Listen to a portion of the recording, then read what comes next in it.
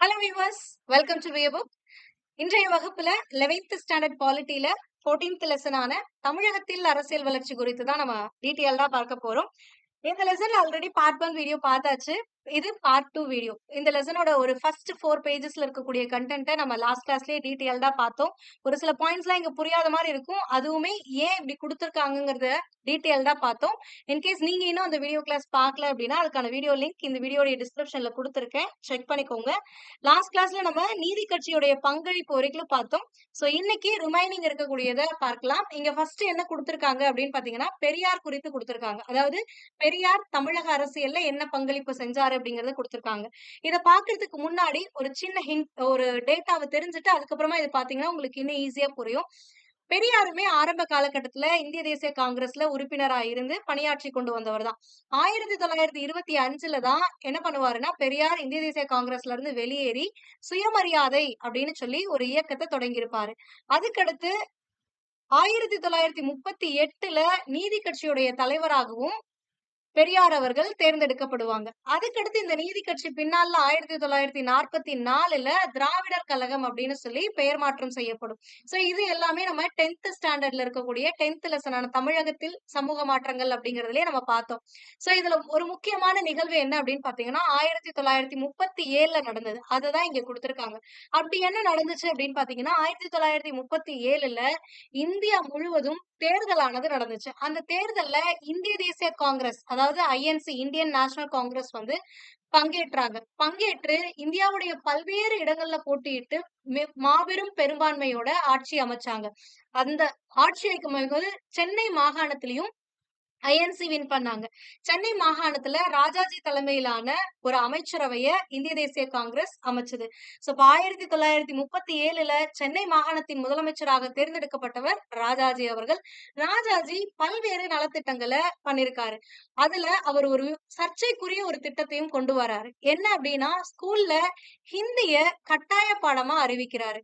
So இவரு ஹிந்திய கட்டாய பாடமா அறிவிக்கும் பொழுது, இத பெரியார் எப்படி பார்க்கிறாரு அப்படின்னா, இது வந்து தமிழ் மொழியையும் அதோடைய பண்பாட்டையும் அழிச்சு வட இந்தியர்களுடைய ஏகாதிபத்தியத்தை இங்க நிறுவ முயல்றாங்க அப்படின்னு சொல்லி அவருக்கு தோணுச்சு.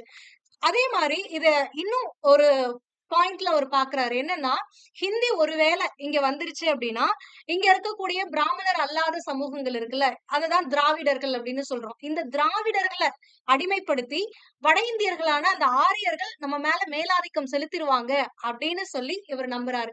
சோ, அதனால இவர் என்ன பண்றாருன்னா, மக்களிடையே இத கொண்டு போய் சேர்க்கிறாரு. இந்த மாரி திராவிடர்களை அடிமைப்படுத்தி, இவங்களோட இத வந்து நிறுவ பாக்குறாங்க.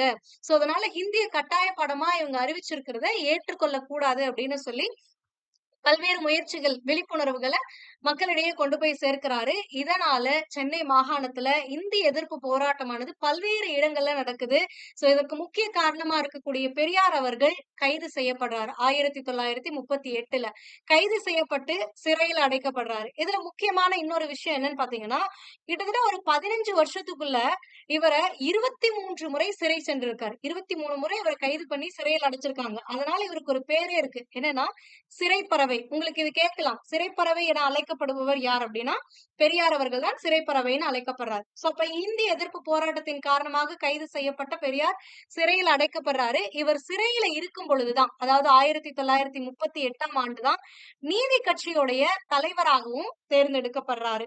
இப்போ இந்த ஆண்டு நீதி கட்சிங்கிறது என்ன கேக்குது? நீதி கட்சி வந்து பிரிட்டிஷ் தானே அப்ப ஆட்சி பண்ணிட்டு இருந்தாங்க.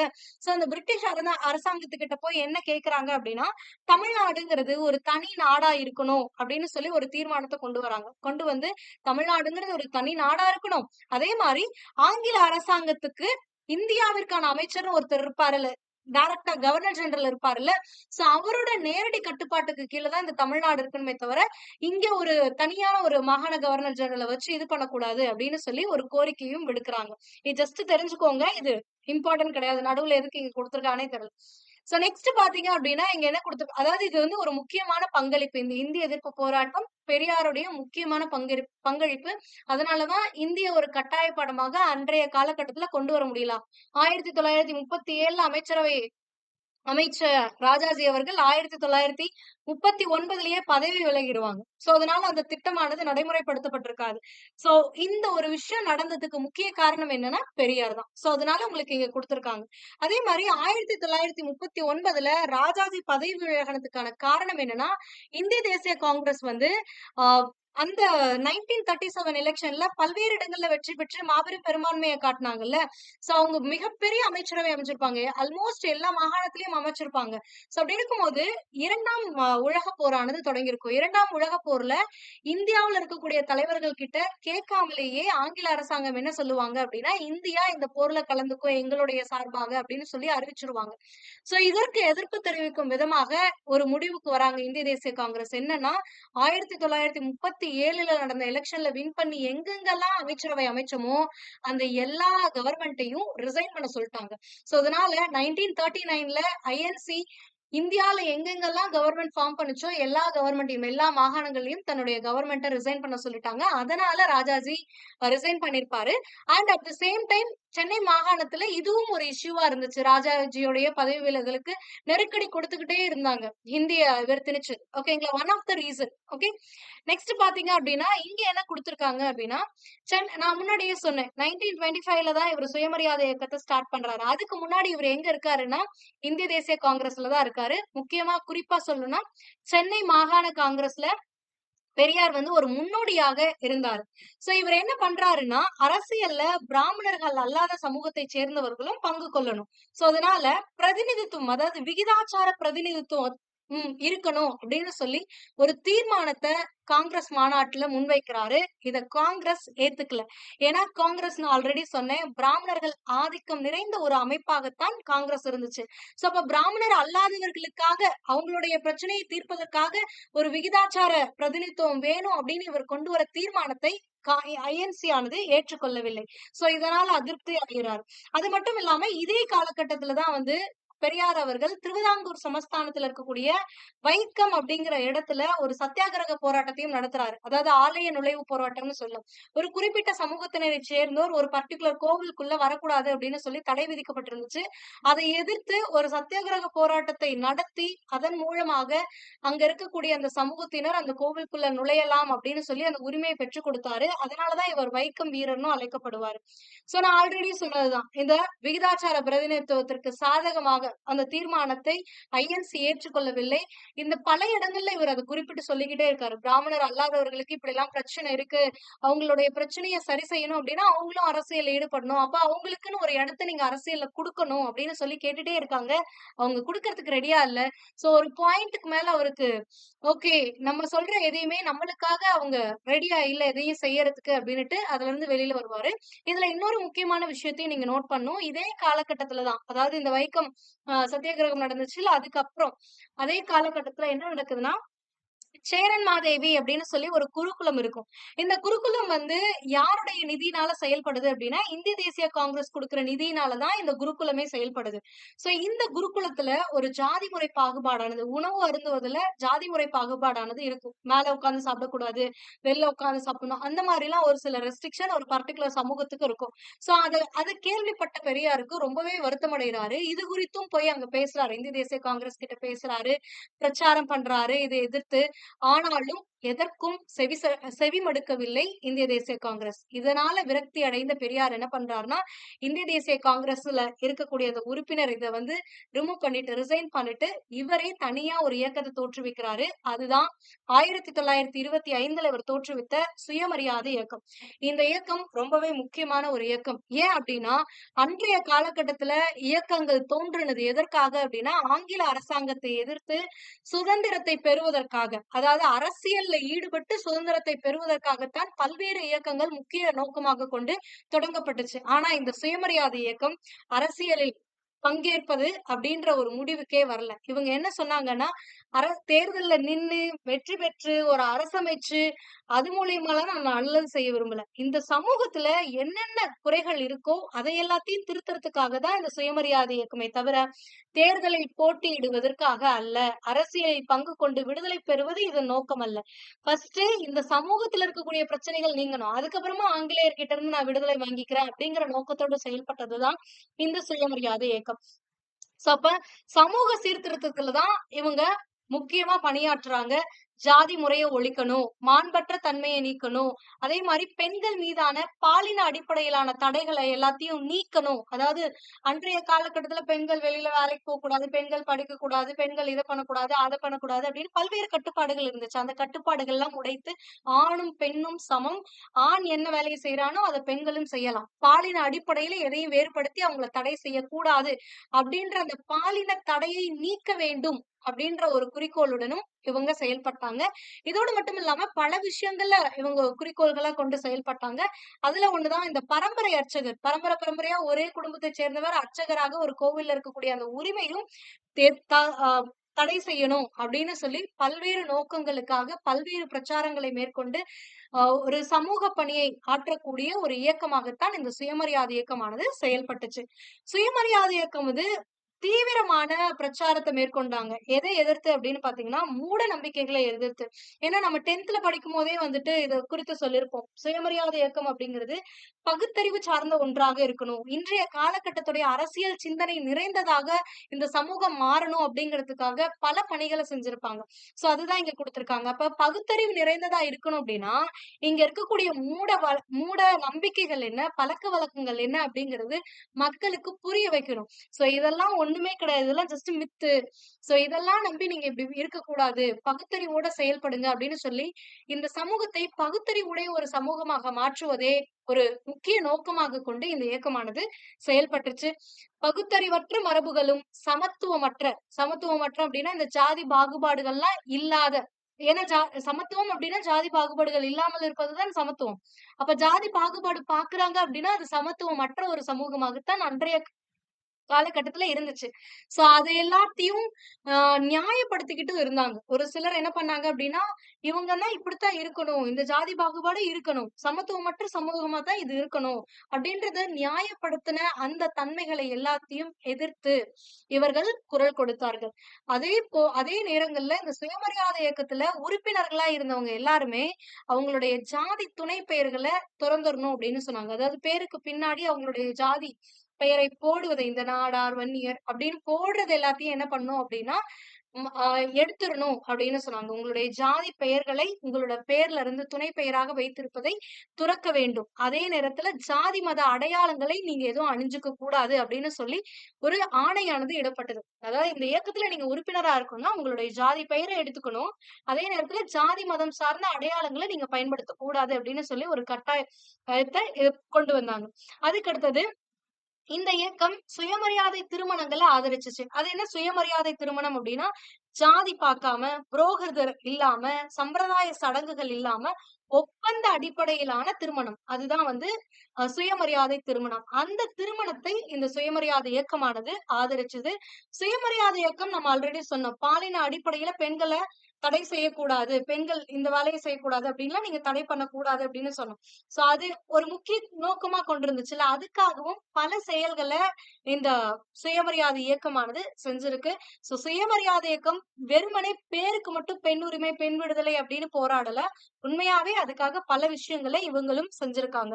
சோ அதனால பெண் விடுதலை இதுல சுயமரியாதை இயக்கத்தோட பங்கு பார்த்து வியந்த பெண்கள் ஒரு மாநாடு நடத்துறாங்க. 1938ல சென்னையில நீலாம்பிகை அப்படின்னா மறைமலை அடிகளாரோட மகள். அவங்களுடைய தலைமையில சென்னையில 1938ல ஒரு மாநாடு நடக்குது. அந்த மாநாட்டுல பெரியார் வந்து பெண் உரிமைக்காகவும், பெண் விடுதலைக்காகவும் குரல் கொடுத்த அவருடைய பங்களிப்பை பார்த்து அவர ஃபர்ஸ்ட் டைம் அப்பதான் பெரியார்ன்னு அவருக்கு பட்டமே சூட்டுறாங்க. அதுக்கப்புறம் தான் நாம இப்ப சொல்லிக்கிட்டு இருக்க பெரியார்லாம். அதுக்கு முன்னாடிலாம் ராமசாமி, ஈவே ராமசாமி தான்.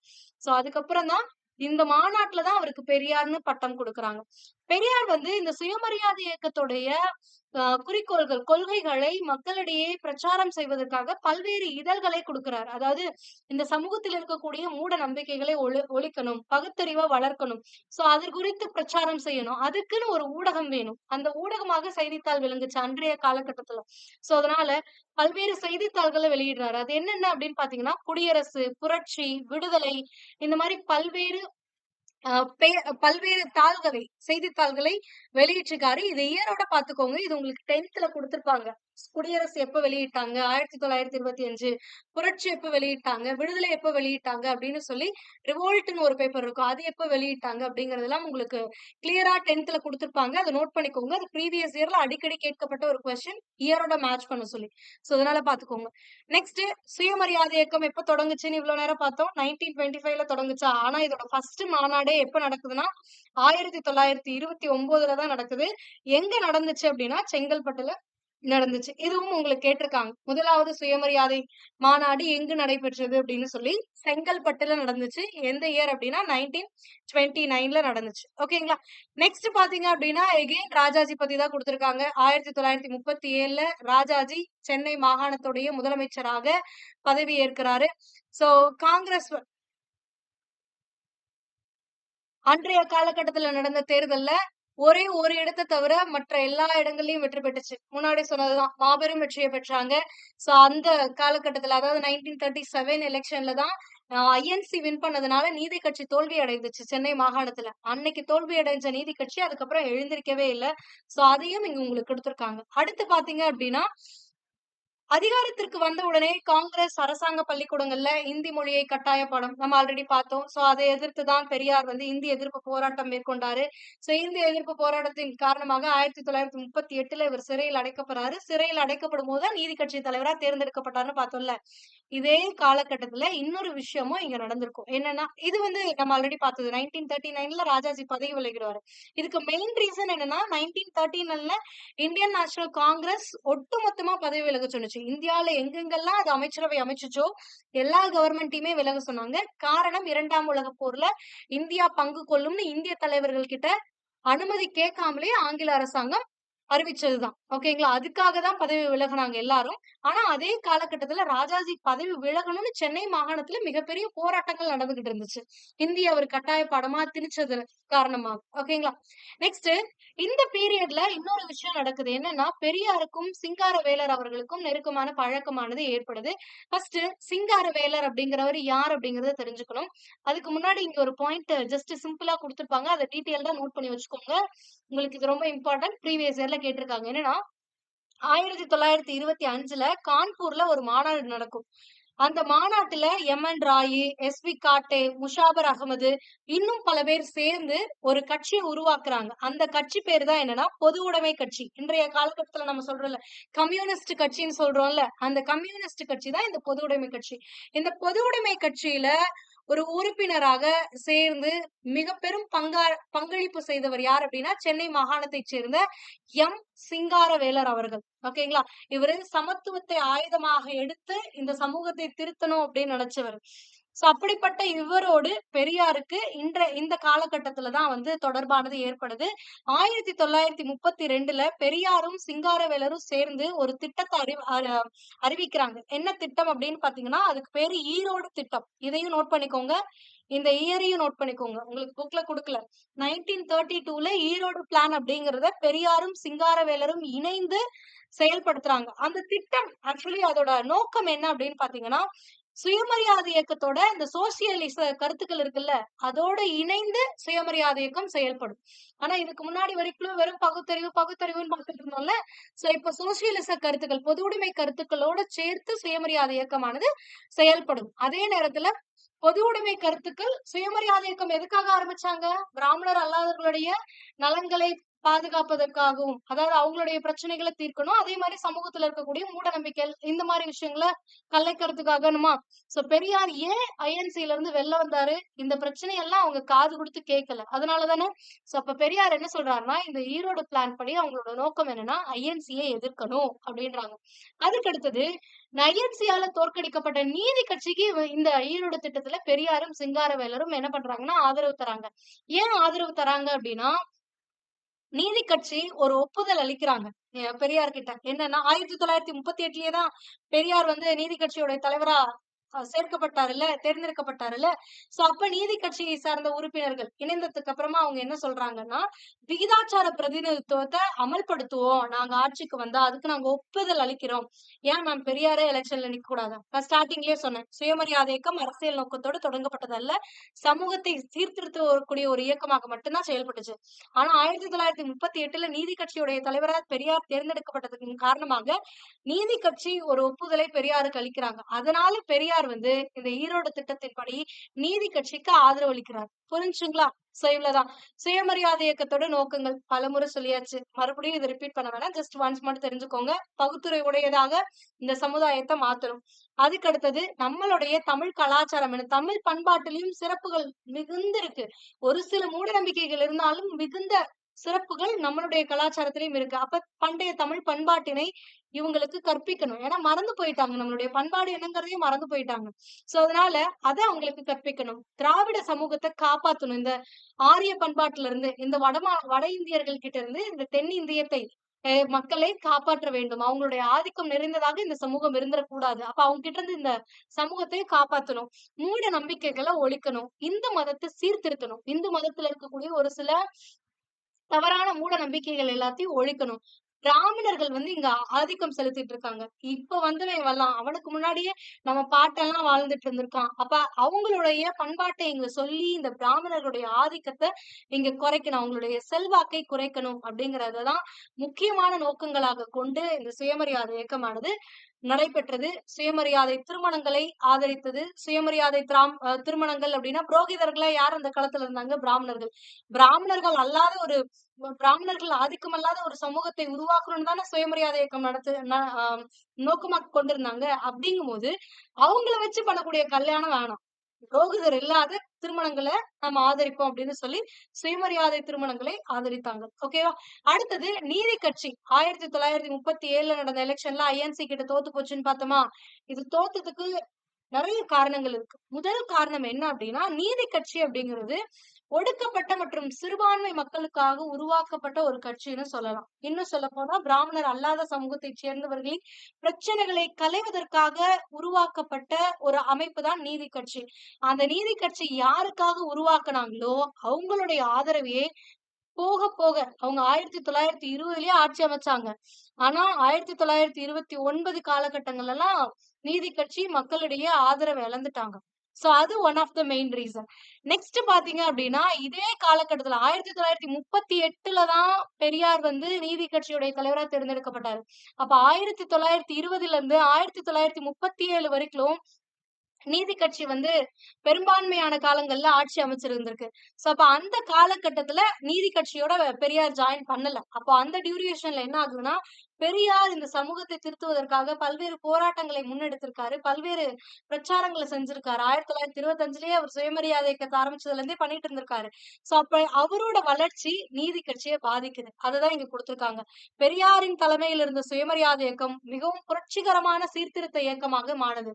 இதன் காரணமாக நீதி கட்சி ஆதரவை மக்களிடையே இழந்தது. அதுக்கடுத்து இன்னொரு விஷயம் என்ன அப்படின்னு பாத்தீங்கன்னா, அன்றைய காலகட்ட மக்களுக்கு பிரிட்டிஷ் அரசாங்கத்திட்ட இருந்து விடுதலை வாங்கணுங்கிற ஒரு எண்ணம் இருந்துச்சு. சோ அப்படி இருக்கும் பொழுது இந்த நீதி கட்சி என்ன பண்றாங்கன்னா, பிரிட்டிஷோடைய ஆதரவு நிலைப்பாட்டிலேயே இருந்தாங்க. அவங்களுக்கு ஆதரவாக இருந்தே ஆட்சி செய்யணும்னு நினைச்சாங்க. சோ அது மக்களிடையே அதிருப்தியை ஏற்படுத்துச்சு. இந்த காரணங்களால நீதி கட்சியானது வீழ்த்தப்பட்டுச்சு. கொஞ்சம் கொஞ்சமா தான் வீழ்ச்சி அடையும். எடுத்த உடனே ஒரே ஒரு இயர் எலெக்ஷன்ல தோல்வி அடைஞ்சுச்சுங்கிறதுக்காகலாம் இது இல்ல.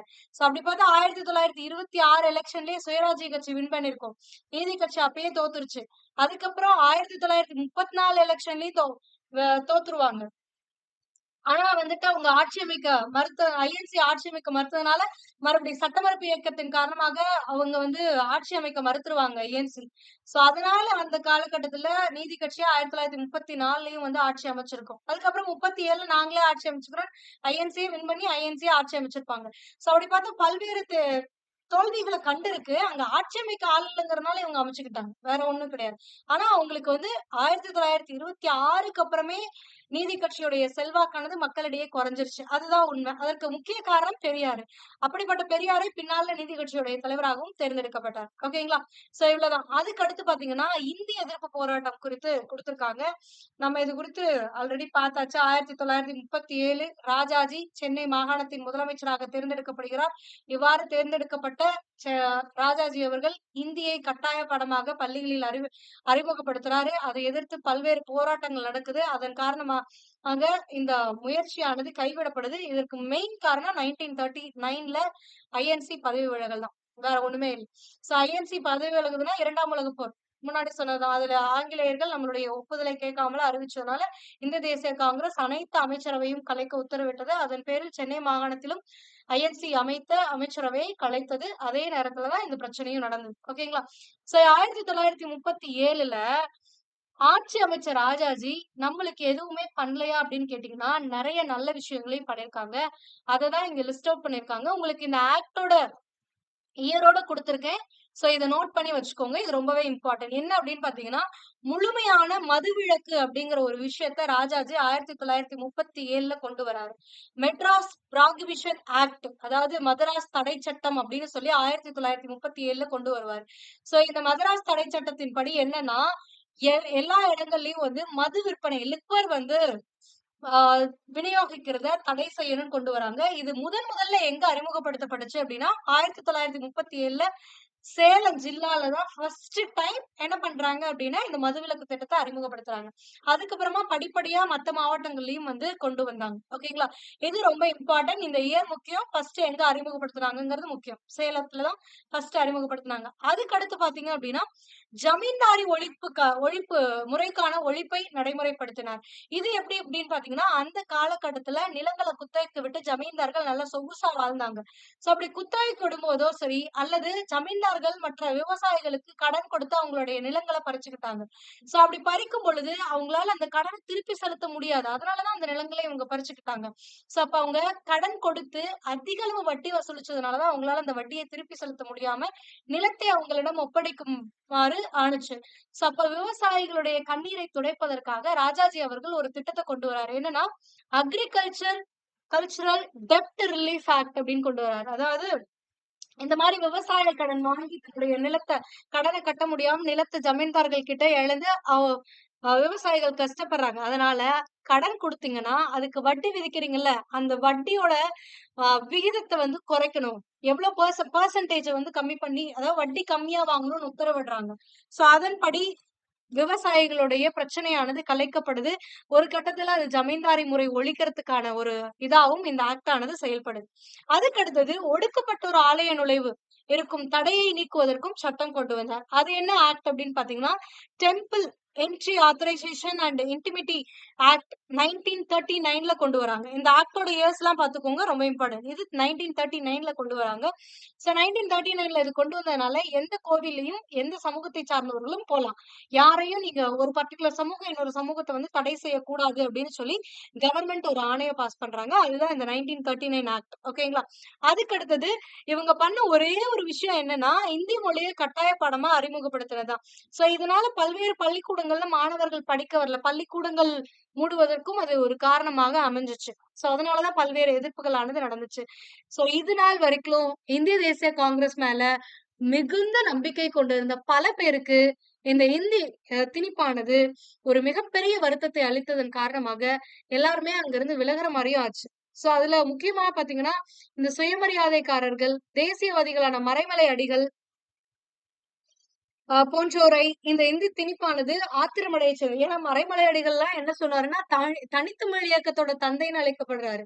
சோ தமிழ் மொழியை ஓங்க செய்யணும்னு பண்ணுவாரு. அப்ப போய் நீங்க ஹிந்தி கொண்டு வந்து விட்டீங்கன்னா அவருக்கு பிடிக்குமா? பிடிக்காதுல்ல. சோ அந்த மாதிரிதான். சோ 1937ல இந்திய எதிர்ப்பு போராட்டம் நடந்துச்சு. எல்லாரும் ஒன்று சேர்ந்து இந்த போராட்டத்தை மாபெரும் அளவுல நடத்துறாங்க. இதனால பல பேர் கைது செய்யப்படுறாங்க.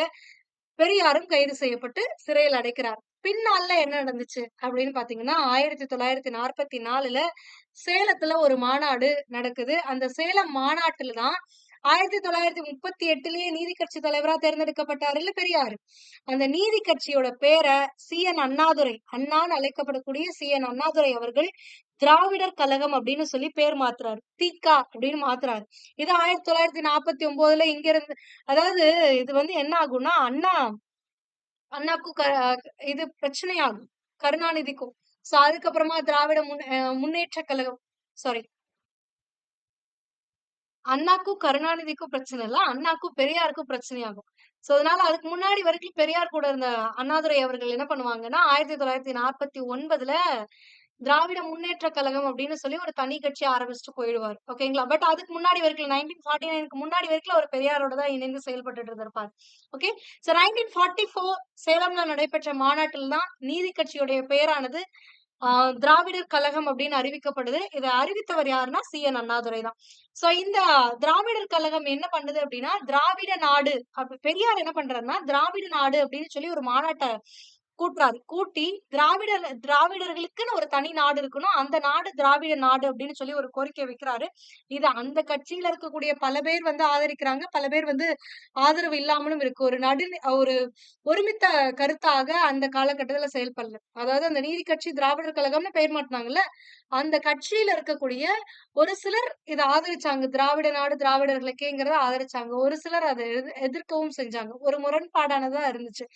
ஆனா பெரியார் அவர்கள் முழக்கமிட்டார். என்னன்னா, திராவிட நாடு திராவிடர்களுக்கே அப்படின்னு சொல்லி பெரியார் முழக்கமிட்டார். அடுத்தது திராவிடர் கழகம் வந்து கிராமப்புறங்கள்லயும் சரி, நகர்ப்புறங்கள்லயும் சரி, குறிப்பா மாணவர்களிடையே வந்து மிகவும் புகழ்பெற்ற ஒன்றாக அன்றைய காலகட்டத்துல இருந்துச்சு. ஏன்னா யோசிச்சு பாருங்க, எவ்வளவு சீர்திருத்தங்கள பண்ணியிருக்காங்க சமூகத்துல. சோ அப்ப மக்களிடையே ஒரு நல்ல இது வரும்ல. இப்ப கூட பல்வேறு அனவுன்ஸ்மென்ட் வருது. என்ன எலெக்ஷன்ல முடிவாக போகுதுன்னு தெரியல. பார்ப்போம். சோ அப்ப பிராமணர்கள் அல்லாத தலைவர்கள், மற்றும் மாணவர்கள் தங்களுடைய பெயர்களை தூய தமிழ்ல மாத்திக்கிட்டாங்க. சோ இது ஒரு முக்கியமான விஷயம். அடுத்தது, இங்க தான் பாயிண்ட். சோ நெறைய பேருக்கு தெரியாத விஷயத்த இப்ப பார்க்க போறோம். இதுக்கு முன்னாடிலாம் அரைச்சமாவே தான். 10த்லயும் அதே தான் படிச்சோம். இங்கேயும் அதே தான் படிச்சோம். இங்கேயே முன்னாடி பேராகிராஃப்லயும் அதான் குடுத்திருப்பான். அடுத்து 2வது பேராகிராஃப்லயும் அதே கதை தான். இந்த ஹிந்தி திணிப்புலாம் இந்த லெசன்லயே எத்தன வாட்டி சொல்லிட்டானுங்க பாருங்க. ஆனா இது வந்து ரொம்ப முக்கியம். இந்த இந்தி திணிப்பு போராட்டத்த, அதாவது 1965ல நடந்தத நெறைய இடத்துல குறிப்பிட்டிருக்க மாட்டாங்க. இங்க தான் குறிப்பிட்டிருக்காங்க. அதுவும் இங்க அரைகுறையா குறிப்பிட்டிருக்காங்க. இன்னும் சொல்லப்போனா தப்பாவே குறிப்பிட்டிருக்காங்க. என்னங்கிறத பார்க்கலாம். நம்ம 1947ல நம்ம நாடு விடுதலை அடைஞ்சுச்சா?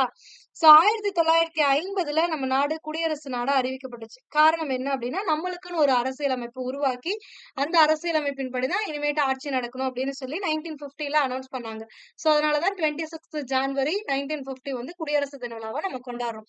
சோ அப்போ நம்மளுடைய இந்திய அரசியலமைப்பு ஏற்றுக்கொள்ளப்பட்டு நடைமுறைப்படுத்தப்படும் பொழுது, இந்திய அரசியலமைப்புல ஒரு சட்டப்பிரிவு இருக்கு. என்ன அப்படின்னு பார்த்தீங்கன்னா, ஆர்டிகிள் 343. இத நோட் பண்ணி வச்சுக்கோங்க. உங்களுக்கு புக்ல 313ன்னு குடுத்துருக்காங்க. 313 கிடையாது. 343.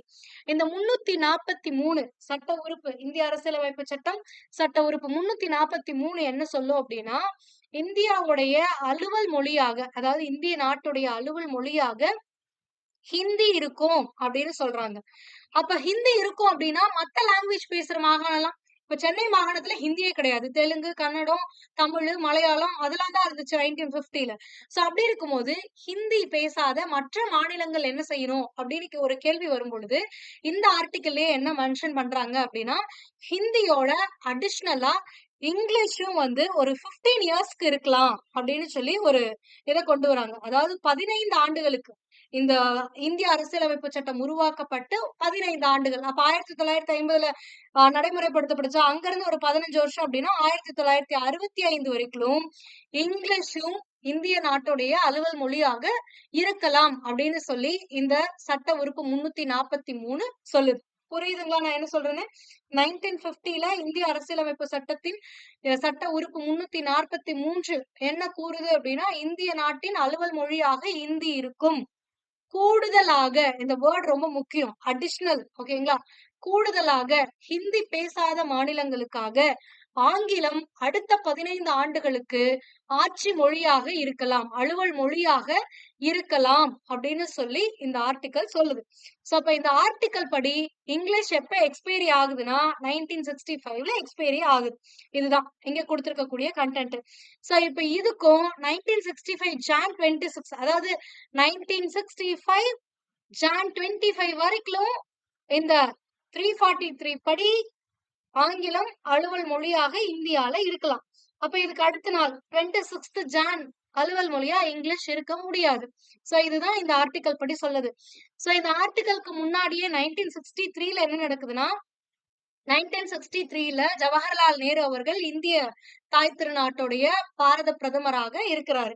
சோ அவர் என்ன கொண்டு வராரு அப்படின்னா, இந்திய அலுவல் மொழிகள் சட்டம் அப்படின்னு ஒரு ஆக்ட 1963ல கொண்டு வராரு. இந்த ஆக்ட் படி என்ன சொல்றாங்கன்னா, கால வரையறையின்றி ஆங்கிலம் அலுவல் மொழியாக செயல்படலாம். ஏன்னா 343 என்ன சொன்னுச்சு?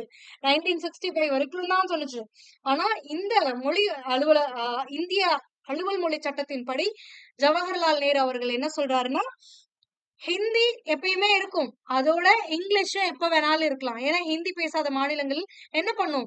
சோ அதனால அவங்க வந்து இங்கிலீஷை எப்பயும் போல இதுக்கு முன்னாடி எப்படி பயன்படுத்திட்டு இருக்காங்களோ, அதையே இதுக்கப்புறமும் 1965 அப்புறமும் கன்டின்யூ பண்ணலாம் அப்படின்னு சொல்லி இந்த சட்டத்துல கொண்டு வந்தாங்க. ஆனா இப்பதான் ஒரு ட்விஸ்ட். என்ன நடக்குதுன்னா, 1964ல ஜவஹர்லால் நேரு அவர்கள் இறந்துடுறாரு. சோ இவரு பாரத பிரதமரா இருந்தப்ப தானே இந்த திட்டத்த கொண்டு வந்தாங்க. இந்த சட்டத்த கொண்டு வந்தாங்க. சோ 1964ல இவரு இறக்கும்போது, இங்க தென்னிந்திய மாநிலங்களுக்கு என்ன ஆகுது அப்படின்னு பார்த்தீங்கன்னா, ஒரு பயம் வருது. என்ன பயம் வருதுன்னா, இந்த சட்டத்த கொண்டு வந்த ஜவஹர்லால் நேருவே போயிட்டாரு. அப்ப இந்த சட்டம் நடைமுறைப்படுத்தாமலும் போலாம். ஏன்னா, இந்திய பாராளுமன்றத்துல இயற்றப்படக்கூடிய பல சட்டங்கள் நடைமுறைப்படுத்தாம இருந்திருக்கு. சோ அந்த மாரி இந்த சட்டமும் நடைமுறைப்படுத்தாம போயிரலாம். இயற்றப்பட்டிருக்கும். சட்டம் இயற்றப்பட்டு ஏற்றுக்கொள்ளப்பட்டிருக்கும். சோ ஏற்றுக்கொள்ளப்பட்டு இயற்றப்பட்டிருக்கும். ஆனா அத நடைமுறைப்படுத்துனாங்களா? அப்படிங்கிறது தான் கொஸ்டின். சோ இதையும் அவங்க நடைமுறைப்படுத்தலன்னா என்ன பண்றது? அப்படின்னு சொல்லி ஹிந்தி பேசாத மாநிலங்களுக்குள்ள ஒரு பதட்டமானது ஏற்படுது. எப்ப அப்படின்னு பார்த்தீங்கன்னா, ஜவஹர்லால் நேரு இறந்துடுறாரு.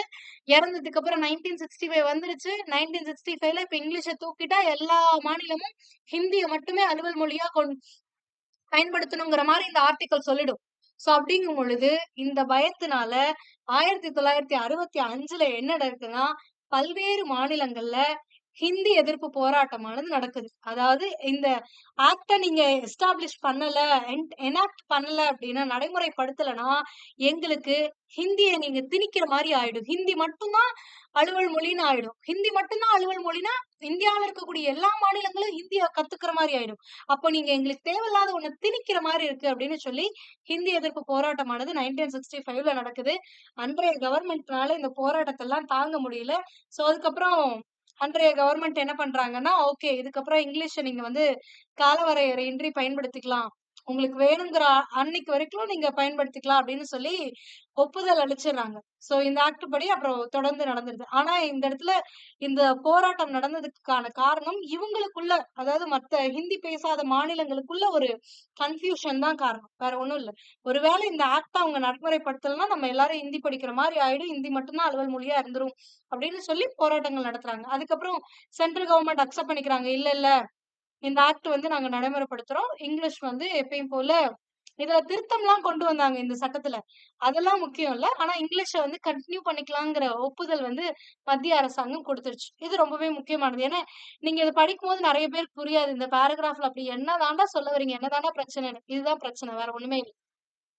சோ நெக்ஸ்ட் பாத்தீங்க அப்டின்னா, ஆ இதுக்கப்புறமா இந்த 1965க்கு அப்புறமா என்ன பண்ணுதுன்னா, திராவிட முன்னேற்றக் கழகம் திமுக அண்ணா துரை தலைமையிலான திமுக அரசு வந்து என்ன சொல்றாங்கன்னா, திராவிட நாடு அப்படிங்கிற கோரிக்கையெல்லாம் கைவிட்டுறாங்க. அதாவது இந்தியாக்குள்ள இருந்து திராவிட நாடுன்னு பிரிக்கணும்னு நெனச்சாங்க. இந்தியாவுடைய ஒரு பகுதியா இல்லாம தனி நாடா அறிவிக்கணும்னு நெனச்சாங்க. சோ அந்த கோரிக்கையெல்லாம் அதுக்கப்புறம் விட்டுட்டு தமிழ்நாடோட அரசியல்ல அண்ணா அவர்கள் காலூன்ற ஆரம்பிச்சுட்டாரு. அதுக்கப்புறம் திமுக ஆட்சி செய்யவும் ஆரம்பிச்சுறாங்க. இந்திய தேசிய காங்கிரஸ் இதுக்கப்புறம் வரவே இருக்காது. நீங்க பாருங்களேன், இந்த முதலமைச்சர் இது குடுத்திருப்பாங்க இங்க உங்களுக்கு. சோ இதுல சுதந்திரத்துக்கு அப்புறம் நான் சொல்றேன். 1947ல காங்கிரஸ் ஆட்சி அமைச்சிருக்கும். 1949 குமாரசாமி ராஜா, இவரும் காங்கிரஸ் தான். 1952 டூ 54 இவரும் காங்கிரஸ் தான். 1954 டூ 57 காமராஜ் அவர்கள், அவரும் காங்கிரஸ் தான். 63 வரைக்குமே காங்கிரஸ் தான். அதுக்கப்புறம் 67 வரைக்குமே காங்கிரஸ் தான். பக்தவத்சலமும் காங்கிரஸ சேர்ந்தவர் தான்.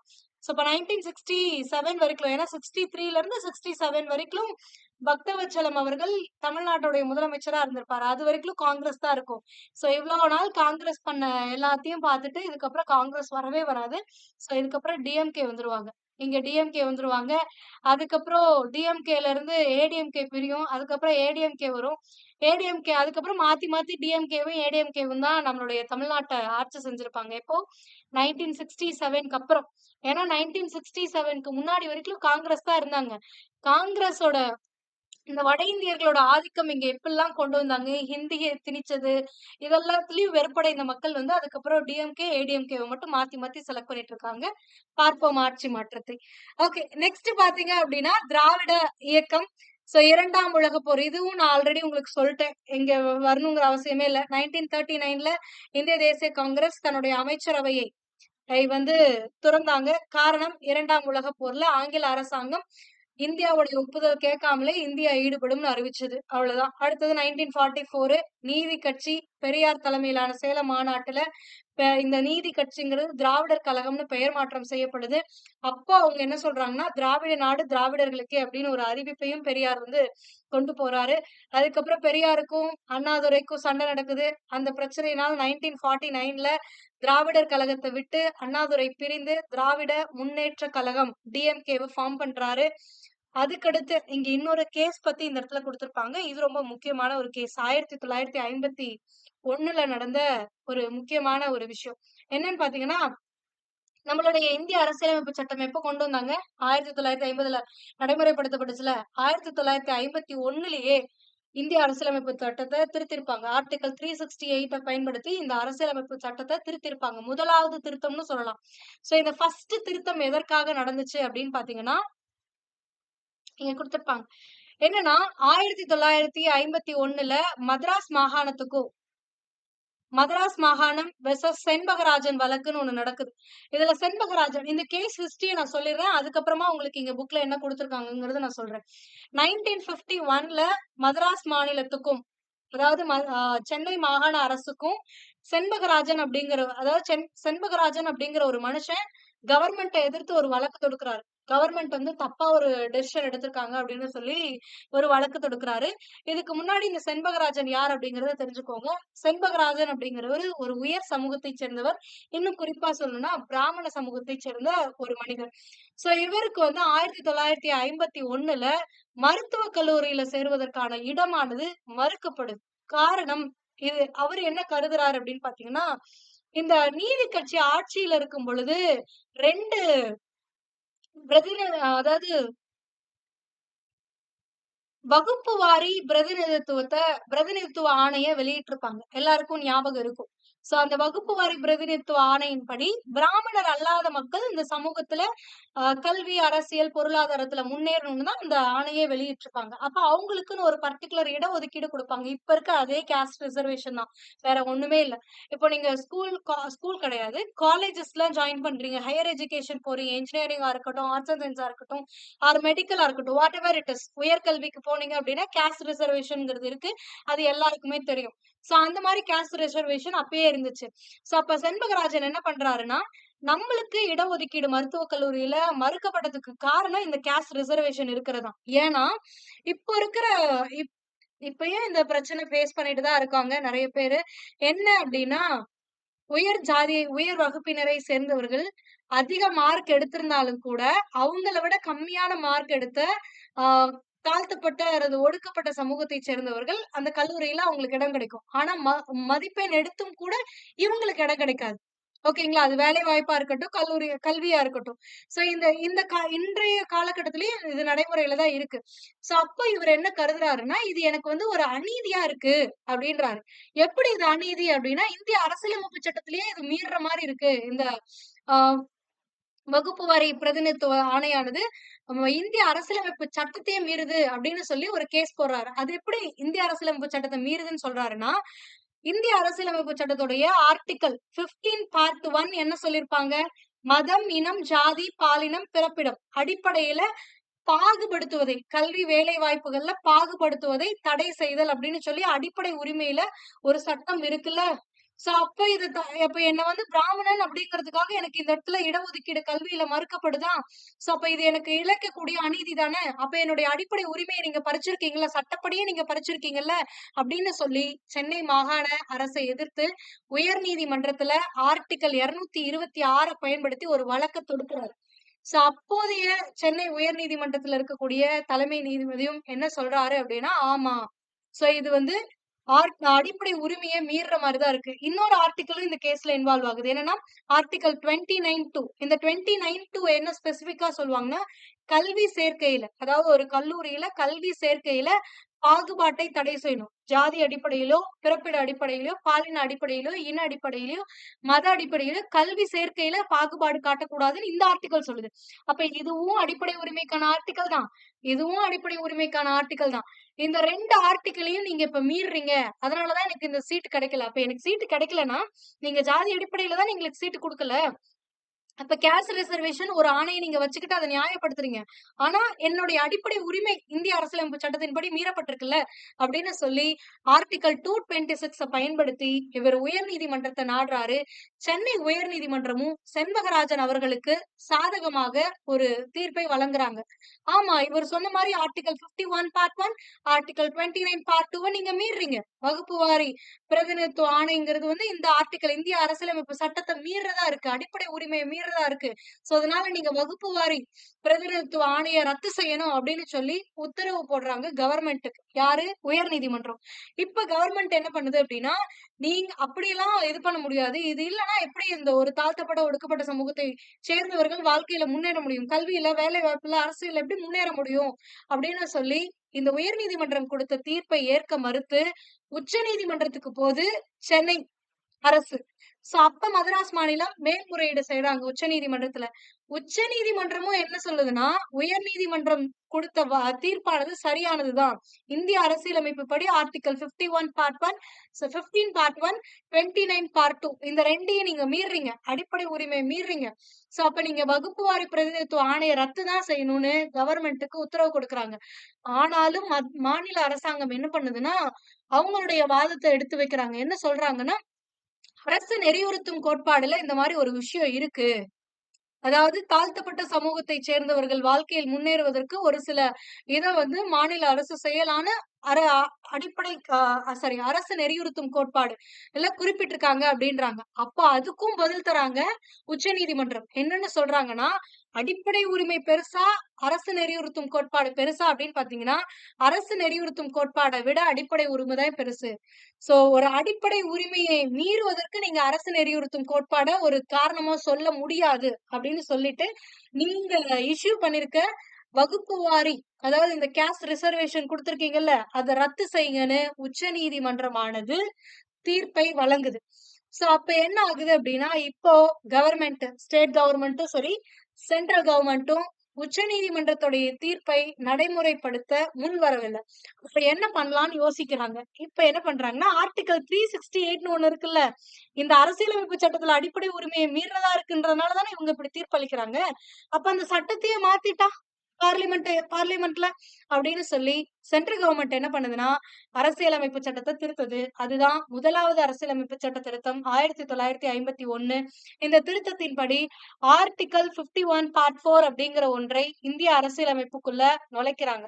இந்த சட்டப்பிரிவு என்ன சொல்லுதுன்னா, சமூக ரீதியாவும், கல்வி ரீதியாவும் பின்தங்கி இருக்கக்கூடிய வகுப்பினருக்கு சிறப்பு சலுகைகளுக்காக, அதாவது சமூக ரீதியாவும், கல்வி ரீதியாவும் பின்தங்கி இருக்கக்கூடிய வகுப்பினரின் முன்னேற்றத்திற்காக ஒரு மாநில அரசு ஒரு சில நடவடிக்கைகளை மேற்கொள்ளலாம். அவ்வாறு அதாவது இந்த ஆர்டிக்கிள் படி ஒரு மாநில அரசு கல்வி வேலை வாய்ப்புல இடஒதுக்கீடு வழங்குது ஒரு குறிப்பிட்ட சமூகத்துக்கு அப்படின்னா, அது ஆர்டிக்கிள் 15 பார்ட் 1ஐயோ அல்லது 29 பார்ட் 2வையோ மீறுவதாக கருதக்கூடாது அப்படின்றதையும் தெளிவா இந்த திருத்தத்துல சேர்த்துறாங்க.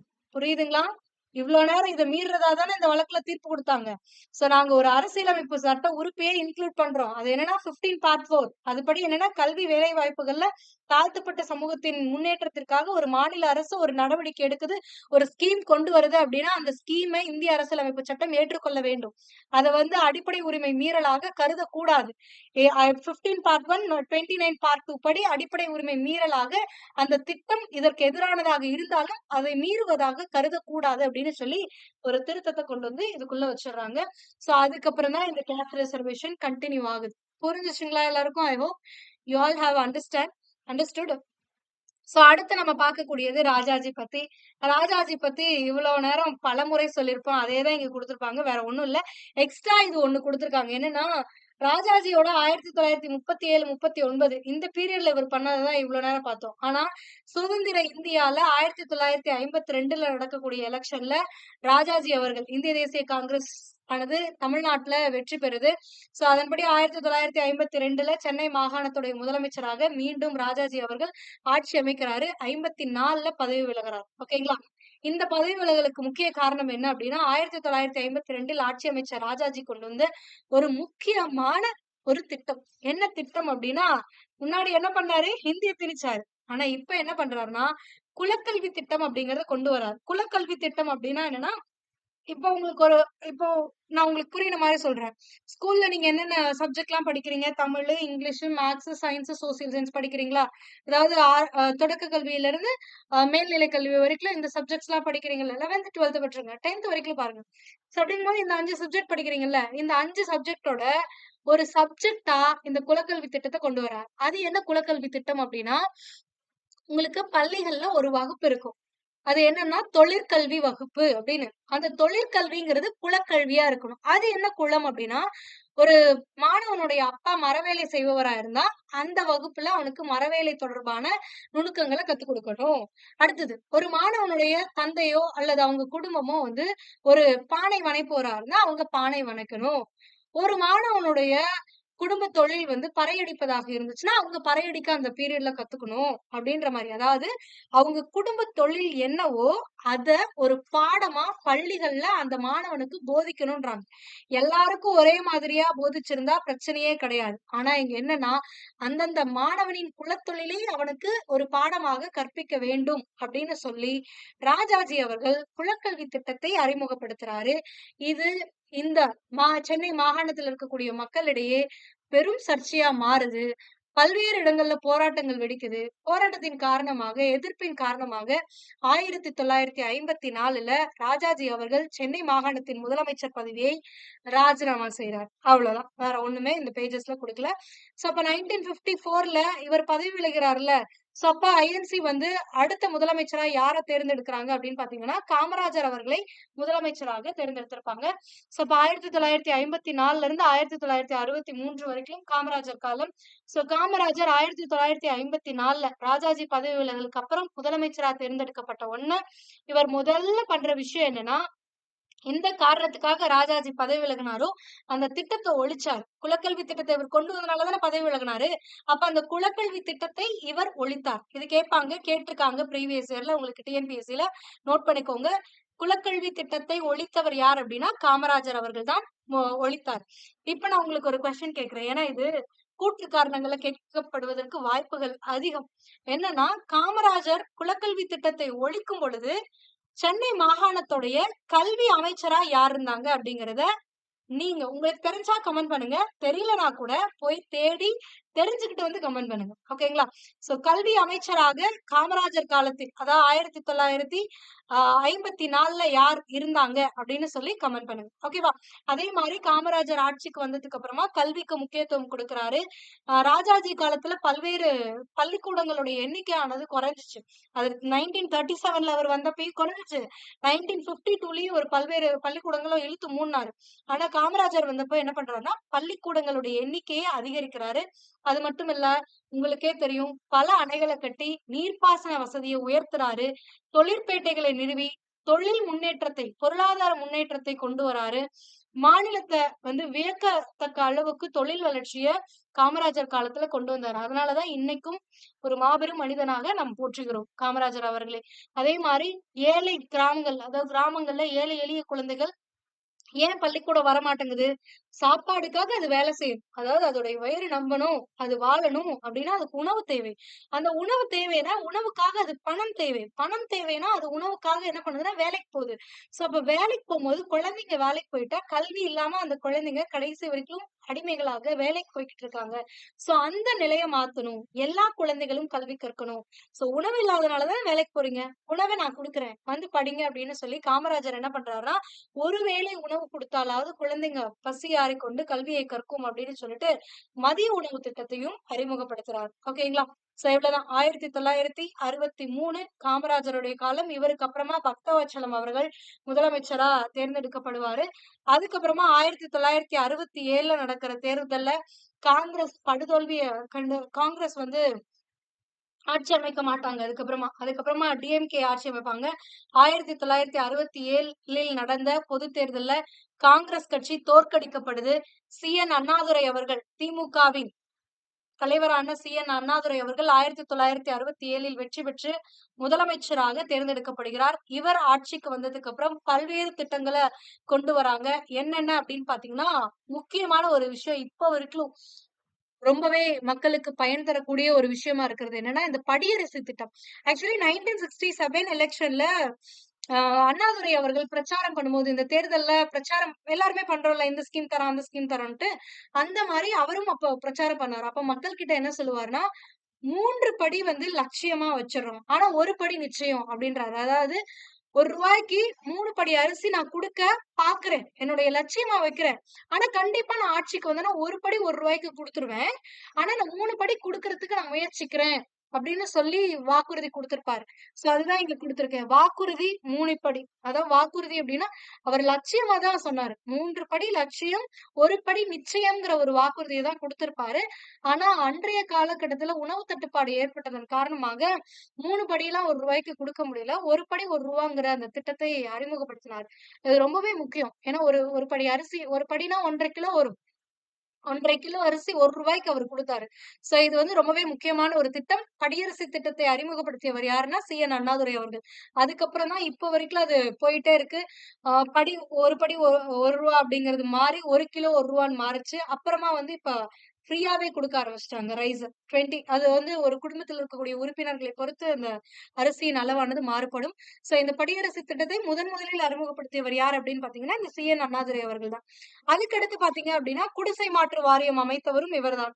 நகர்ப்புறத்துல இருக்கக்கூடிய ஏழை மக்களுக்கு போதுமான அளவுக்கு அண்ணா ஆதரவு தெரிவிச்சாரு. அதாவது குடிசை வாரிய மா மாற்று வாரியத்தை அமைத்து அவங்களுக்கு பல சப்போர்ட் பண்ணியிருக்காரு. அதுக்கு அடுத்து பாத்தீங்க அப்படின்னா, 1969ல சி.என். அண்ணாதுரை அவர்கள் அதுவரைக்கும் மதராஸ் மாநிலம்னு பேர் சொல்லப்பட்டிருந்த அந்த மதராஸ் மாநிலத்த தமிழ்நாடு அதாவது இப்ப நம்ம சொல்லிக்கிட்டு இருக்கோம்ல தமிழ் மாநிலம், தமிழ்நாடு மாநிலம்னு. சோ இது வந்து 1969 வரைக்குமே மதராஸ் மாநிலம்னு தான் கூப்பிட்டுட்டு இருந்தாங்க. சோ அந்த மதராஸ் மாநிலம் அப்படிங்கிறத எப்ப பெயர் மாற்றம் செஞ்சாங்க அப்படின்னா, 14 ஜனவரி 1969 சி.என். அண்ணாதுரை அவர்கள் முதலமைச்சராக இருந்த காலகட்டத்துல தான் இது நடக்குது. ஓகேங்களா? இது ப்ரீவியஸ் இயர்ல அடிக்கடி கேட்கப்பட்ட ஒரு கொஸ்டின். இதையும் நோட் பண்ணி வச்சுக்கோங்க. நெக்ஸ்ட் பாத்தீங்க அப்படின்னா, இவருடைய ஆட்சி காலத்துல வேற என்னெல்லாம் செஞ்சாங்க அப்படின்னு பாத்தீங்கன்னா, 75 மைல் தொலைவு இருக்கு அப்படின்னா, அந்த இடத்துல வந்து அந்த 75 மைல் தொலைவு இருக்கக்கூடிய டிஸ்டன்ஸ்க்கு தேசிய மயமாக்கமான பேருந்து தடங்கள் அறிவிச்சாங்க. அதாவது நேஷனல் ஹைவேஸ் பேருந்து தடங்கள் தேசியமயமாக்கப்பட்டுச்சு. அடுத்தது ஏழை எளிய மாணவர்களுக்கு பல்கலைக்கழகத்திலயும் சரி, தொழிற்கல்வியிலயும் சரி, முந்தைய படிப்புகளுக்கு கல்வி கட்டணத்துல இருந்து விதிவிலக்கு அளிச்சாங்க. அதாவது ஒரு சில ஃப்ரீ எஜுகேஷன் ப்ரொவைட் பண்ணாங்க. அடுத்தது 2வது உலகத்தமிழ் மாநாடு வந்து நடத்தப்பட்டுச்சு. தமிழக ஏழை எளிய மக்களுக்கு மானிய விலையில அரிசி இப்பதான் பார்த்தோம். ரூ. 1க்கு 1 படி அரிசி குடுத்தாங்க. சோ இந்த மாரி பல்வேறு நலத்திட்டங்கள் யாருடைய ஆட்சி காலத்துல நடந்துச்சுன்னா, சி.ஆர். அண்ணாதுரை அவர்கள் காலத்துல தான் நடந்துச்சு. அடுத்தது சுதந்திரத்துக்கு அப்புறமா திராவிட கட்சி. திராவிட கட்சி அப்படிங்கும்போது இப்ப 2 திராவிட கட்சி இருக்கு. அதாவது இப்போன்னு சொல்லக்கூடாது. ஜெனரலா முன்னாடி எவ்ளோ கட்சி இருந்துச்சு அப்படின்னு பாத்தீங்கன்னா, ஒண்ணு டிஎம்கே, இன்னொன்னு ஏடிஎம்கே. ஏடிஎம்கே அப்படிங்கிறது டிஎம்கேல இருந்து பிரிஞ்சு வந்ததுதான். ஏன் அப்படின்னா, அண்ணா அவர்கள் இறந்துருவாரு. இப்ப 1967ல அண்ணா அவர்கள் முதலமைச்சர் ஆனாரா? 1969 வரைக்கும் அவர் ஆட்சி செய்வாரு. அதுக்கப்புறம் அண்ணாதுரை அவர்கள் இறந்துருவாரு. சோ அவர் இறந்ததுக்கு அப்புறம் என்ன ஆகும் அப்படின்னு பாத்தீங்கன்னா, இந்த திராவிட முன்னேற்றக் கழகத்தை கருணாநிதி அவர்கள் தலைமையேத்து நடத்துவாரு. அப்போ அவருக்கும் எம்ஜிஆரும் திராவிட முன்னேற்றக் கழகத்துல உறுப்பினரா இருந்தவர் தான். அங்க இருந்து பணியாற்றியவர் தான். அவருக்கும் கருணாநிதி அவர்களுக்கும் பிரச்சனை ஆகுது. சோ அப்பதான் வந்து திமுகல இருந்து பிரிஞ்சு வந்து அஇஅதிமுக அப்படிங்கிற அனைத்து இந்திய அண்ணா திராவிட முன்னேற்றக் கழகம் அப்படிங்கிற ஒரு கட்சியை இவர் எம்ஜிஆர் அவர்கள் தோற்றுவிச்சிருப்பார். ஓகேங்களா? சோ அப்ப சென்னைங்கிற மாநிலத்தை தமிழ்நாடுங்கிற பெயர் மாற்றம் செஞ்சது. இன்னொன்னு முக்கியமான விஷயம் அண்ணா காலத்துல செஞ்சது. திருமண சட்டம் கொண்டு வந்திருப்பாரு. இந்து திருமண சட்டம். சோ இத அறிமுகப்படுத்திருப்பாங்க. நடைமுறைப்படுத்திருப்பாங்க. இது ரொம்பவே முக்கியமான விஷயம். இதையும் நோட் பண்ணிக்கோங்க. அடுத்தது மத்திய அரசாங்கத்துடைய மும்மொழி கொள்கையை இப்போ நம்ம பேசிட்டு இருக்கோம்ல, இந்த மும்மொழி கொள்கைய அன்றைய காலகட்டத்திலே எதிர்த்தவர் தான் அண்ணா அவர்கள். தமிழகத்துல இருமொழி கொள்கை. அதாவது ஆங்கிலம், தமிழே போதுமானது. அதுவே நடைமுறைப்படுத்துறாங்க. அதிலேயே மக்கள் பல்வேறு சாதனைகள புரிஞ்சுட்டு இருக்காங்க. நம்ம அன்னைக்கே சொன்னவரு. சி.என். அண்ணாதுரை மலிவு விலையில அரிசி திட்டத்த கொண்டு வந்தாரு. அதாவது ஒரு படி ரூ. 1. சோ இவருக்கு அப்புறமா மு. கருணாநிதி அவர்கள் ஆட்சி அமைச்சாரு. அவரும் இந்த திட்டத்தை தொடர்ந்து செயல்படுத்திக்கிட்டு தான் வந்தாரு. 1972ல எம்.ஜி. ராமச்சந்திரன் அவர்கள், எம்ஜிஆர்ன்னு சொல்ல அழைக்கக்கூடிய எம்.ஜி. ராமச்சந்திரன் அவர்கள் திராவிட கட்சியை தன்னுடைய திராவிட கட்சி, அனைத்து இந்திய அண்ணா திராவிட முன்னேற்றக் கழகம் அப்படிங்கிற ஒரு திராவிட கட்சியை தோற்றுவிக்கிறாரு. 1977ல நடக்கக்கூடிய எலெக்ஷன்ல டிஎம்கேவ எதிர்த்து நிக்கிறாரு. ஏடிஎம்கே. சோ எதிர்த்து நிக்கும் பொழுது வெற்றி பெறுறாங்க. 1977ல நடந்த தேர்தல்ல எம்ஜிஆர் அவர்கள் வெற்றி பெற்று தமிழ்நாட்டின் முதலமைச்சராக பதவி வகிக்கிறார். சோ இப்படிதான் அதுக்கப்புறமும் சரி, இந்த எம்ஜிஆர் வந்ததுக்கு அப்புறமும் சரி, டிஎம்கே, ஏடிஎம்கே இவங்க தான் மாத்தி மாத்தி மாத்தி இப்போ ஒரு 60 இயர்ஸ்க்கு மேல ஆட்சி அமைச்சுக்கிட்டு இருக்காங்க. மோர் தென் 70 இயர்ஸ் ஆயிடுச்சு. சோ இதுதான் இங்க மென்ஷன் பண்ணியிருப்பாங்க. 60 ஆண்டுகளுக்கு மேலாக தமிழ்நாட்டின் வளர்ச்சி குறிப்பிட்டு சொல்லும் அளவிற்கு திராவிட கட்சி அப்படின்னா திமுக அண்ட் அண்ணா ஏடிஎம்கே, அஇஅதிமுக இந்த 2 தான் மாறி மாறி பங்களிச்சிட்டு இருக்கு அப்படின்றாங்க. வேற ஒண்ணுமே இல்ல. சோ இந்த திராவிட கட்சிகள் டிஎம்கேவும் சரி, ஏடிஎம்கே இவங்களுடைய காலத்துல கொண்டு வந்த திட்டங்கள் தான் வந்து இங்க லிஸ்ட் அவுட் பண்ணிருப்பாங்க. வேற ஒண்ணும் இல்ல. இத ஜஸ்ட் தெரிஞ்சு வச்சுக்கோங்க. அண்ட் இயரோட தெரிஞ்சு வச்சுக்கோங்க. மலிவு விலையில உணவு பாதுகாப்பு. அதான் அந்த ஒரு படி ரூ. 1, அதுக்கப்புறம் 1 கிலோ ரூ. 1, இலவச அரிசி திட்டம் இதெல்லாமே. அடுத்தது சத்துணவு திட்டம் கொண்டு வந்தாங்க. ஏன்னா மதிய உணவு திட்டத்த கொண்டு வந்தவர் காமராஜர். அதுக்கப்புறம் அத சத்துணவு திட்டமா மாத்துனவரு எம்ஜிஆர் அவர்கள். அடுத்தது பட்டப்படிப்பு வரை இலவச கல்வி. இப்பல்லாம் வந்து கவர்மெண்ட் காலேஜ்ல நீங்க ஃப்ரீயா படிக்கலாம். எதுவும் பே பண்ணணுங்கிற அவசியம் இல்ல. அடுத்தது விவசாயத்திற்கு இலவச மின்சாரம் இப்பவும் வழங்கப்பட்டுட்டு இருக்கு. அடுத்தது சைக்கிள் ரிக்ஷா ஒழிப்பு. கையால் மலம் அள்ளுவது வந்து தவறு அப்படின்னு சொல்லி அந்த ஒரு முறையை ஒழித்தாங்க. கைவிடப்பட்ட குழந்தைகளுக்காக தொட்டில் குழந்தை திட்டம் கொண்டு வந்தாங்க. அதாவது குழந்தைய பெத்துட்டு ரோட்ல போட்டு போயிடுறது அந்த மாரி எல்லாம் இருந்தாங்கல்ல. சோ அப்ப அந்த குழந்தைய எடுத்து வளர்க்கக்கூடியது தான் வந்து தொட்டில் குழந்தை திட்டம். அரசாங்கமே அந்த குழந்தை வளர்ப்பை ஏற்றுக்கொள்ளும். சோ அது தொட்டில் குழந்தை திட்டம் அம்மா பீரியட்ல கொண்டு வந்தாங்க. சோ இது ரொம்ப முக்கியம். அடுத்தது அமைப்பு சாரா பணியாளர்களுக்கு பல்வேறு நலவாரியங்கள் அமைச்சாங்க. அதுக்கப்புறம் மாற்றுப்பாலினத்தவர் நலனுக்காகவும் பல்வேறு திட்டங்களை கொண்டு வந்திருக்காங்க. அதுக்கப்புறம் ஜாதி பிரச்சனை இன்றைய காலகட்டத்திலயும் இருக்கு. ஆனா பெரிதளவு இல்ல. முன்ன இருந்த மாரி இல்ல. சோ இந்த மாரி ஜாதி சண்டைய ஒழிக்கணுங்கிறதுக்காக என்ன பண்றாங்கன்னா, சமத்துவபுரம் அப்படின்ற ஒரு திட்டத்தையும் கொண்டு வந்தாங்க. உழவர் சந்தை திட்டம் கொண்டு வந்தாங்க. இப்ப உங்களுக்கு இன்னொரு டாஸ்க் நான் ஆல்ரெடி கேட்டிருக்கேன். 1954ல காமராஜர் அவர்கள் குலக்கல்வி திட்டத்த ஒழிக்கும் பொழுது கல்வி அமைச்சரா இருந்தவர் யாரு? அது ஃபர்ஸ்ட் கொஸ்டின். செகண்ட் கொஸ்டின் உழவர் சந்தை திட்டத்தை யார் அறிமுகப்படுத்துனாங்க? எந்த இயர் அறிமுகப்படுத்துனாங்க? எங்க ஃபர்ஸ்ட் இம்ப்ளிமெண்ட் பண்ணாங்க? மொத்தம் 3 கொஸ்டின். உழவர் சந்தை அறிமுகப்படுத்தப்பட்ட ஆண்டு. யாரால் அறிமுகப்படுத்தப்படுது? எங்க அறிமுகப்படுத்தப்படுது? இந்த 3 கொஸ்டின் பிளஸ் அந்த கல்வி அமைச்சர். மொத்தம் 4 கொஸ்டின். இத நீங்க கமெண்ட்ல சர்ச் பண்ணியாவது தெரிஞ்சா கமெண்ட் பண்ணுங்க. தெரியலனாலும் தெரிஞ்சுக்கிட்டு கமெண்ட் பண்ணுங்க. ஓகேவா? நெக்ஸ்ட் குடிசைகளுக்கு இலவச மின்சாரம். எப்பயுமே 100 யூனிட் ஃப்ரீயா குடுத்துட்டு இருக்காங்க. சோ இந்த மாரி பல்வேறு திட்டங்கள் இந்த திராவிட கட்சிகளால் கொண்டு வரப்பட்டது. ஆ மத்த மாநிலங்களோட கம்பேர் பண்ணும்போது அக்செப்ட் பண்ணி தான் ஆகணும். அது டிஎம்கேவோ, ஏடிஎம்கேவோ இவங்களுடைய காலத்துல மற்ற மாநிலங்களோடு கம்பேர் பண்ணும்போது குறிப்பிடத்தக்க வளர்ச்சியை, ஆரோக்கியமான வளர்ச்சியை தமிழ்நாடானது அடைந்துள்ளது. சோ தமிழ்நாடுடைய இந்த வளர்ச்சியானது தமிழ்நாடு மனிதவள மேம்பாட்டு குறியீட்டுல உயர்ந்த மதிப்பை அடைவதற்கு ஒரு முக்கிய காரணமா அமைஞ்சிருக்கு. இன்றும் தமிழ்நாட்டுல மோட்டார் வாகன தொழில்கள் தானியங்கி, மின்னணு மற்றும் மருந்து உற்பத்தி துறைகள்ல முன்னணி நிலையில இருக்கு. நிறைய மோட்டார் கம்பெனிஸ் ஒசூர்லயா இருக்கட்டும், சென்னையிலயா இருக்கட்டும் இருக்கு. மெடிக்கல் கம்பெனிஸ் இருக்கு. Medical related companies. அடுத்தது வாகன தொழில் கம்பெனிஸ்லாம் இருக்கு. இதெல்லாம் ஜியோகிராஃபில நம்ம படிப்போம். இதனால நம்மளுடைய பொருளாதாரம் முன்னேறிக்கிட்டு இருக்கு. புதிய பொருளாதார மண்டலங்கள் பெருமளவு அதுல முதலீடு செஞ்சுக்கிட்டு தான் இருக்காங்க. நம்மளும் பார்க்கிறோம்ல நியூஸ்ல. முதலமைச்சர் இவ்வளவு கோடி வந்து இதுல இன்வெஸ்ட் பண்ணியிருக்காரு. இவ்வளவு வேலை வாய்ப்பை உருவாக்கி இருக்கிறாங்கன்னு. புதிய பொருளாதார மண்டலங்கள் உருவாக்கப்பட்டிருக்கு. இதனால வந்து இவ்வளவு பேருக்கு வேலை வாய்ப்பு கிடைக்கும். நம்மளுடைய பொருளாதாரம் இவ்வளவு உயரும் அப்படின்னு சொல்லி பல அறிக்கைகள நியூஸ் பேப்பர்லயும், டிவிலயும் நாள்தோறும் கேட்டுட்டு தான் இருக்கோம். உண்மையான வளர்ச்சியா அப்படின்னு கேட்டா கொஸ்டின் மார்க் தான். ஆனாலும் ஒரு குறிப்பிட்ட வளர்ச்சி இருக்கத்தான் செய்யுது. அத மறுக்கக் கூடாது. ஓகேங்களா? தமிழ்நாட்டுல பெண்களுக்குன்னு தனியா பல்கலைக்கழகங்கள் எல்லாமே இருக்கு. இப்போ உமன்ஸ் காலேஜ்ல இன்ஜினியரிங் காலேஜ், உமன்ஸ் காலேஜ் இருக்கு, ஆர்ட்ஸ் அண்ட் சயின்ஸ் இருக்கு. இந்த மாரி கல்லூரிகளானது இருக்கு. மெடிக்கல் காலேஜ் கூட இருக்கு. சோ அதுதான் இங்க குறிப்பிட்டிருப்பாங்க. வேற ஒன்றுமே இங்க இருக்காது. இந்த பேர் ஜஸ்ட் ஒரு இதுதான். சோ அப்ப தமிழகத்தில் திராவிட அரசியல் செல்வாக்கு தொடர்ந்து வல்லமை பெற்றதாக இருக்கிறது. இருக்குமான்றத பார்க்கலாம். ஓகேங்களா? தொடர்ந்து நல்லது செஞ்சா கண்டிப்பா இருக்கும். சோ அடுத்து பாத்தீங்க அப்படின்னா, சரியான விடையை தேர்ந்தெடுக்க லெசன் 14ல இருக்கக்கூடியது. எந்த ஆண்டில் சென்னை மாகாணம் தமிழ்நாடுங்கிற பெயர் மாற்றம் செய்யப்பட்டதுன்னா 1969ல. சென்னை வாழ் மக்கள் சங்கம் நிறுவப்பட்ட ஆண்டு 1852. தமிழகத்துல குலக்கல்வி திட்டத்தை அறிமுகப்படுத்தியவர் ராஜாஜி, அதை ஒழித்தவர் காமராஜர். அடுத்தது சென்னை பல்கலைக்கழகம் எந்த ஆண்டு நிறுவப்பட்டதுன்னா 1857ல நிறுவப்பட்டுச்சு. அடுத்தது மக்கள் தொகை அடிப்படையில் தமிழகம் இந்தியாவின் டேஷ் ஆவது பெரிய மாநிலம், 7வது பெரிய மாநிலம்.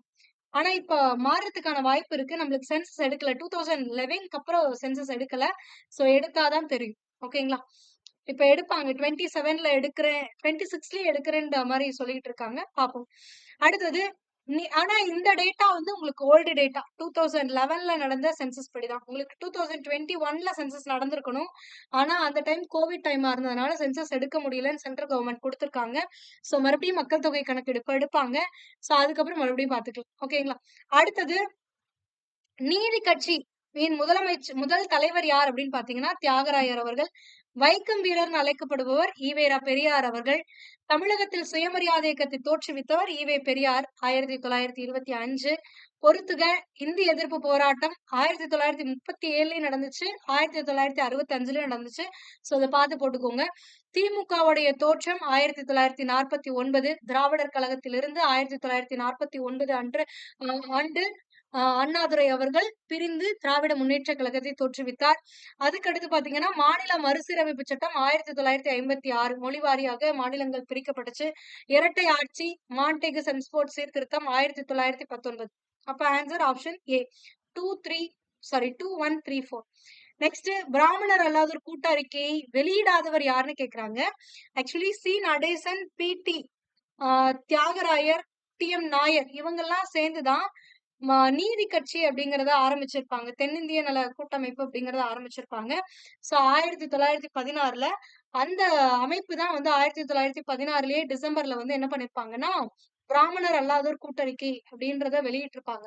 சோ அப்போ உறுப்பினர்களா இருந்தவங்க இவங்கதான். கணக்கல் ராஜாவும் நீங்க கேட்கலாம், இவரும் அதோட உறுப்பினர் தானே மேம், அப்ப இல்லையா அப்படின்னா அந்த அறிக்கையை வெளியிடும் போது அவர் இல்லை, வேற ஒண்ணும் இல்ல. அடுத்தது தென்னிந்திய விடுதலை கூட்டமைப்பு பிற்காலத்துல எவ்வாறு அழைக்கப்பட்டது அப்படின்னா நீதி கட்சி என அழைக்கப்பட்டுச்சு.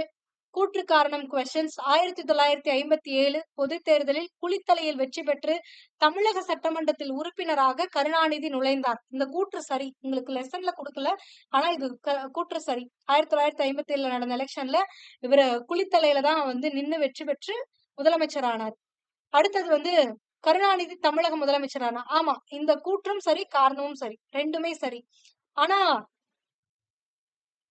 இரண்டும் சரியானது,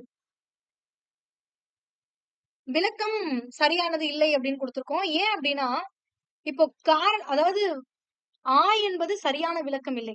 இதுக்கு கூற்றுக்கு காரணம் விளக்கமா அமையணும். ஆனா காரணம் வந்து கூட்டு வந்து விளக்கமா அமைஞ்சிருக்கு. அதனால அதாவது கருணாநிதி ஏன் முதலமைச்சர் ஆனாரு? 1957ல சட்டமன்ற உறுப்பினரா தேர்ந்தெடுக்கப்பட்டாரு. அதனாலதான் அவர் முதலமைச்சர் ஆனாரு. சோ இதுக்கான காரணம் வந்து இது கிடையாது. ஓகேங்களா? இந்த காரணத்துக்கான காரணம் தான் இந்த கூற்று அமைஞ்சிருக்கு. அதனால இங்க கொடுத்திருக்கோம் அப்படி. அடுத்து பாத்தீங்க அப்படின்னா ஈவே ராமசாமி சுயமரியாதை இயக்கத்தை தொடங்கினார். சரி. காரணம் சுயமரியாதை இயக்கம் என்பது பிராமணர் அல்லாத ஜாதிகள் சமமான மனித உரிமைகளால் பெறும் நோக்கத்துடன் தொடங்கப்பட்ட ஒரு இயக்கமாகும். ரெண்டுமே சரிதான். ஏன்னா பிராமணர் அல்லாதவர்கள், அதாவது பிராமணர் அல்லாத சமூகத்திற்காகவும் உரிமைக்காக போராடக்கூடிய ஒரு நோக்கத்தோடு தான் இந்த சுயமரியாதை இயக்கமானது தோற்றுவிக்கப்பட்டது. அப்ப ரெண்டுமே சரி. அடுத்து பாத்தீங்க நான் அவ்வளவுதான் கொஸ்டின்ஸ் உங்களுக்கு. சோ லெசன் 14 பார்த்தாச்சு. இன்கேஸ் ஃபர்ஸ்ட் பார்ட் நீங்க பார்க்கல அப்படின்னா அதுக்கான லிங்க் ஆல்ரெடி சொன்னேன், டிஸ்கிரிப்ஷன்ல கொடுத்திருக்கேன், செக் பண்ணிக்கோங்க. இன்றைய வகுப்புல ஏதாவது உங்களுக்கு டவுட்ஸ் இருந்துச்சு அப்படின்னா கமெண்ட் பண்ணுங்க. அதுக்கான எக்ஸ்பிளனேஷனை அடுத்த வகுப்புல பார்க்கலாம். Okay. For more videos, stay tuned with Baybook. Thank you.